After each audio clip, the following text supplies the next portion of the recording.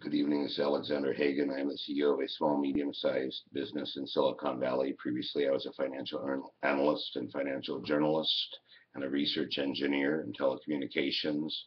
Tonight, I want to comment on the fact that our brother in the struggle, Adam Kokesh, had his house raided with 2 helicopters, an armored personnel carrier, and an untold number of heavily armed police.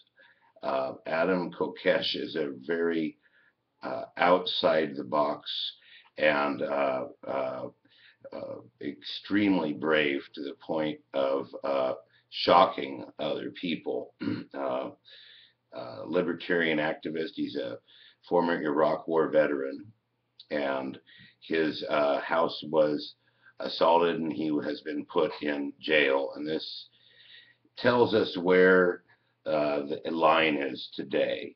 Tells us where the line is today in terms of what you can and can't do in attempting to take our country back from the military-industrial complex, which currently spends about 1/8 of every of our dollars, which endangers our national security by cannibalizing the productive economy.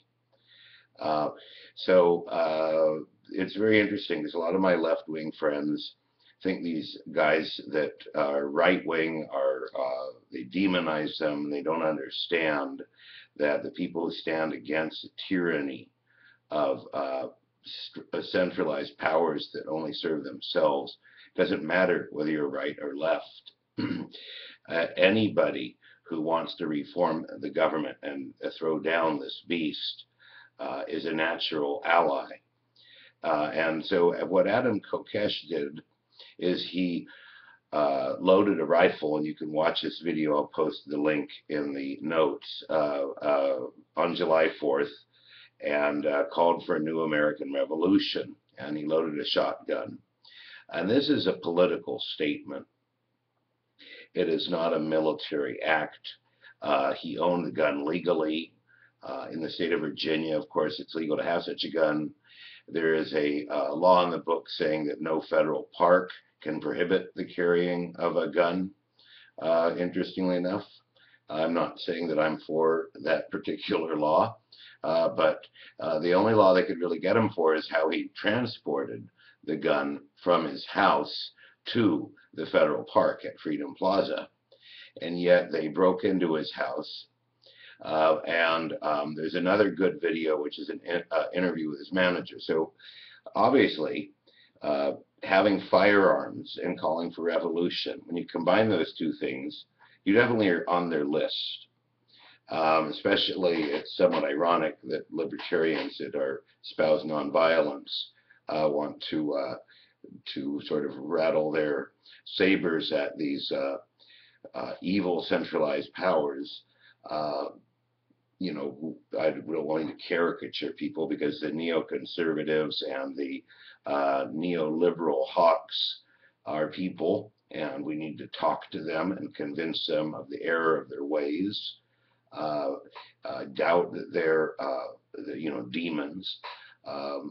But those two things you get definitely on a very short list. And so I try to encourage anybody I know who's in online blogging not to brandish weapons, and it has caused problems for other people. Then to brandish a weapon with a backdrop of the White House in the background, we have now discovered this is definitely where they are calling the line now. But it is chilling, not because he was arrested for it. That's problematic.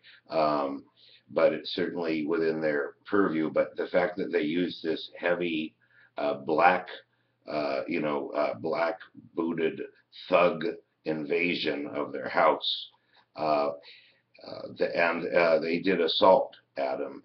They kicked him. So we see the line has been drawn. We see the first liberty activist with his house smashed down, hauled off to prison. We have to stand with Adam Kokesh, as we did with Edward Snowden, to call for an America that has real liberty and where our Constitution is respected. We have to tell the people in the security state that they are acting lawlessly against the Constitution, even if the majority of Americans accept this.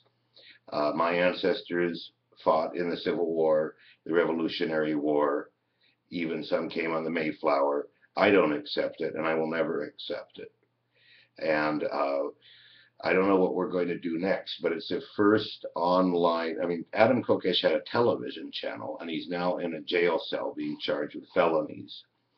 Adam and his colleagues at Adam versus the Man, some of them experiment with mind-expanding drugs, and apparently the police claim they found some in a safe, although the people in this house claim that the police came in with large brown bags full of something, which is atypical for a SWAT attack, to be bringing things into the building rather than taking things out. My name is Alexander Hagan. Good night and good luck. And this is a day to be marked as a progression in the struggle between the police state and those people who are aware of the rapidly growing and forming police state. Good night.